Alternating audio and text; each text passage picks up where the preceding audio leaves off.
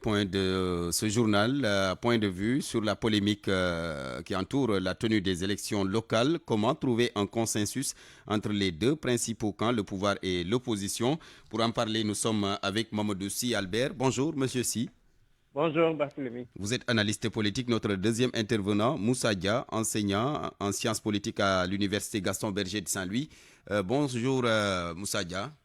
Bonjour, Moussa Diaw. Moussa Diaw plutôt. Vous m'excusez, Moussa Oui. Diaw. M'excusez, Moussa Diaw. Alors, d'abord, Mamadou Sy Albert, comment vous appréciez un peu cette cacophonie, ce malentendu, cette polémique qui entoure la tenue des élections locales? Bon, disons, c'est un malentendu qui se met en place. Peut-être avant de répondre, je voulais dire bonjour au professeur Diaw, que je salue beaucoup. Euh, pour la question, c'est vrai que c'était prévisible depuis quelques mois avec la tension qu'il y a eu au cours du mois de mars. Mhm. Bon, l'opposition s'attendait à un report. Le report était à la limite acté par le dialogue politique. Ils étaient tous d'accord sur la nécessité de reporter. Mhm. Maintenant, c'est la date. La date pose problème. Mhm. L'opposition semble dire au pouvoir qu'il faut respecter le calendrier électoral, Mhm. mais le pouvoir oppose un argument disant que techniquement, ce n'est pas possible. Et je pense qu'il faut peut-être approfondir la réflexion et voir que euh, finalement, si on ne respecte pas le calendrier, qui va être dérangé? Mhm. À mon avis, c'est cet argumentaire-là qu'il faut essayer de développer. Le président de la République. Justement, je vous pose cette question. Pour vous, qui sera le plus dérangé si on reporte les élections jusqu'en 2022, tel que Voilà, voulu par le camp de la majorité? pour moi, le président de la République, Macky Sall, est dans une étape d'apaisement social. Mhm. Et l'apaisement social, ce n'est pas seulement la recherche de solutions aux problèmes de la jeunesse, aux problèmes d'emploi, aux problèmes économiques et sociaux. C'est aussi le respect du calendrier C'est républicain. aussi le respect. Le respect, c'est un des arguments qui sont à l'origine de la crise qu'on a vécue. C'est la suspicion qu'il y a autour du troisième mandat, autour du respect des institutions, autour des questions politiques.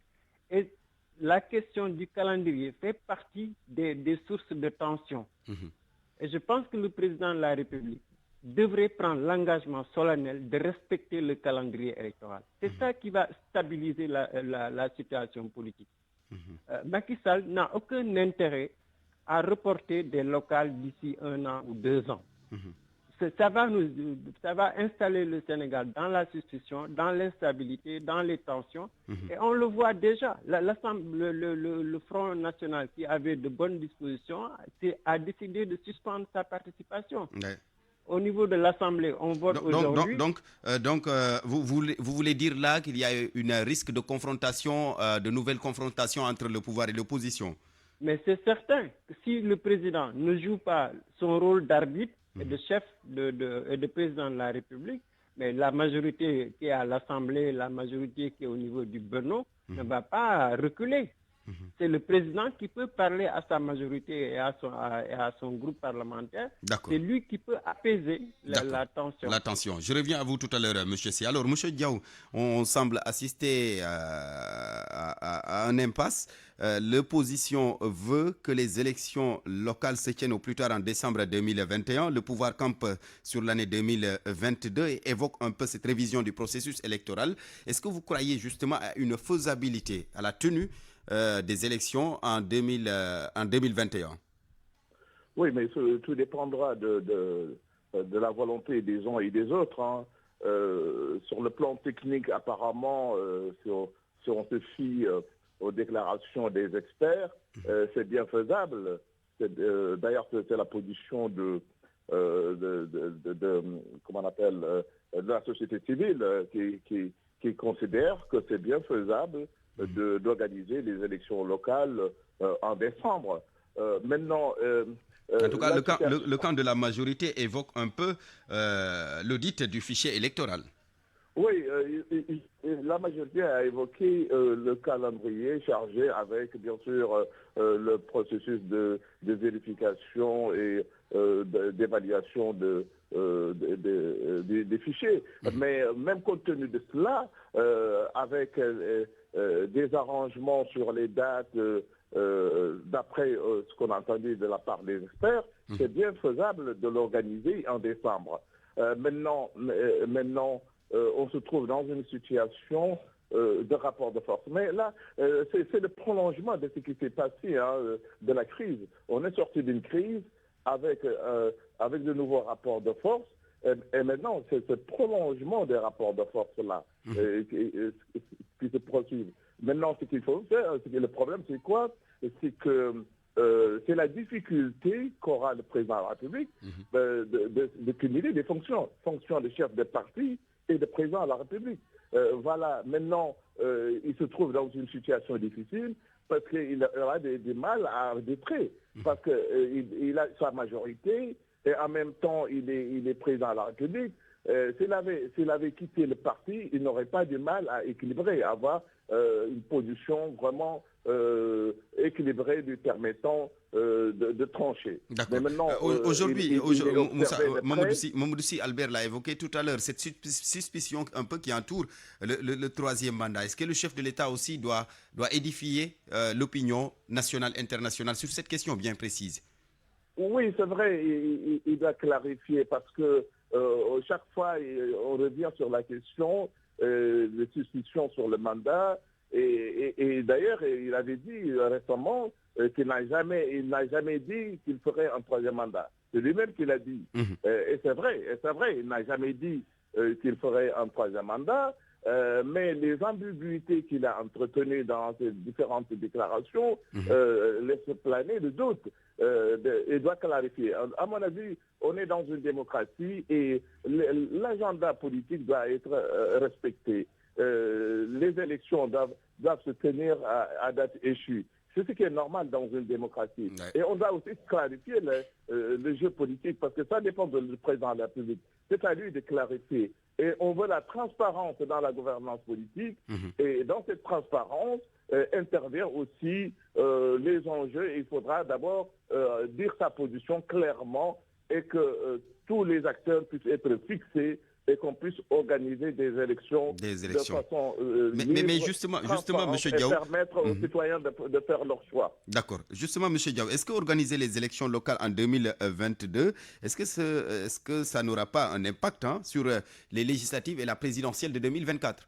Oui, c'est ça le doute. Parce que si on dit 2021, en plus c'est psychologique, parce que si on dit décembre et janvier et février, c'est pas très long. Mais le problème, c'est psychologiquement, ça peut affecter certains. Parce qu'on pense déjà, quand on évoque 2022, c'est d'ailleurs les élections législatives. Et il y a peut-être possibilité de les cumuler, d'organiser les deux élections en même temps. Parce qu'on ne peut pas organiser on sait que l'opposition aussi ne souhaite pas des élections locales et des élections législatives séparément.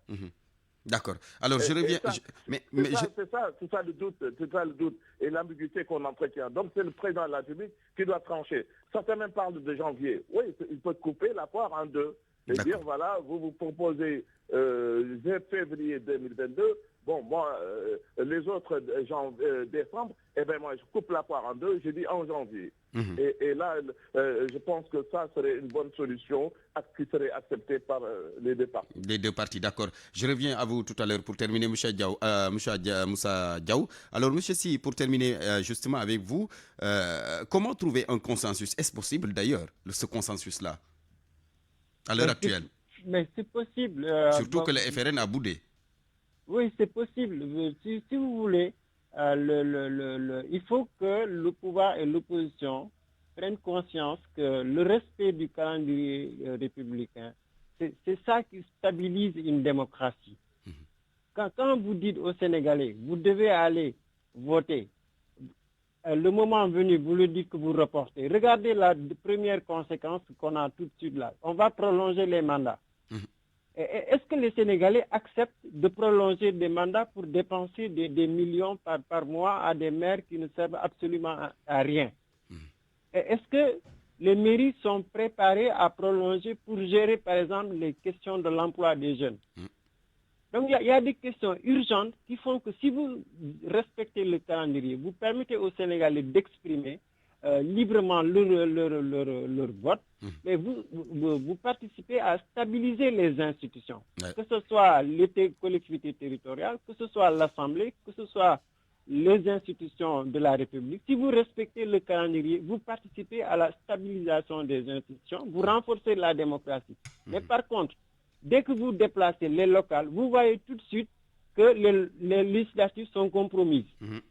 Mais si les législatives sont compromises, certains pensent déjà qu'il faut cumuler les législatives à la présidentielle. Donc vous mettez le pays dans un cycle d'instabilité et de discussion. Et pour moi, le plus grand perdant, c'est le chef de l'État. Quand le chef de l'État n'a pas de calendrier républicain, il ne maîtrise pas le jeu politique.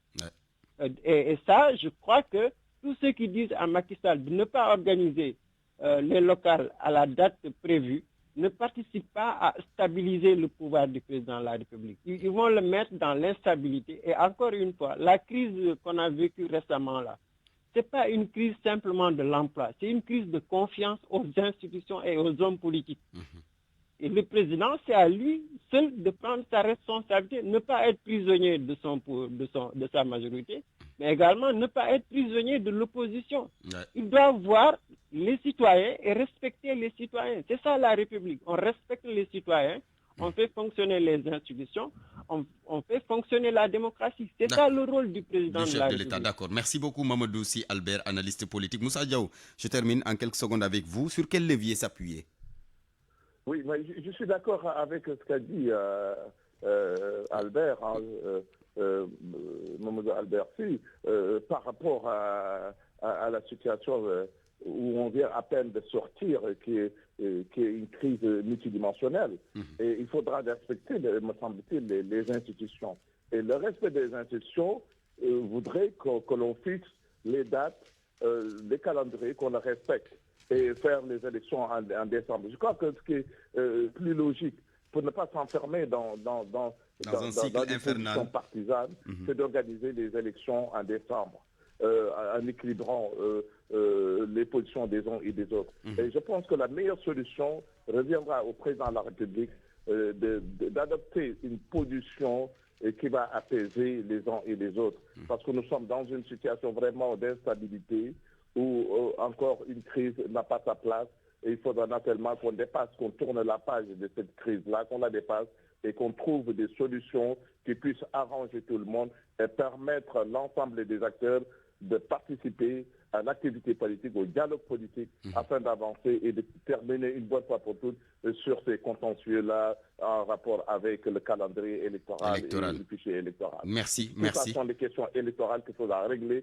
La démocratie, il faudra qu'on respecte cela, ces règles du jeu, c'est cela. C'est respecter les dates, le calendrier, l'agenda électoral doit être respecté et on continue, on respecte les règles du jeu et les principes pour pouvoir avancer dans une démocratie. Si on le fait dans le cadre de calculs politiques, on n'en finira pas et on verra, on risque d'aller encore dans le mur et ça, il faut l'éviter. Il faut l'éviter pour le Sénégal. Pour préserver la stabilité. D'accord, merci beaucoup Moussa Diaw. C'est au chef de l'État donc de couper la poire en deux, vous l'avez dit. Merci Moussa Diaw, enseignant en sciences politiques à l'université Gaston Berger de Saint-Louis. Merci également à Mamadou Sy Albert, analyste politique. C'était Point de vue, le dernier point de ce journal présenté par Barthélémy Ngom, mise en onde Aliba, digital Yacine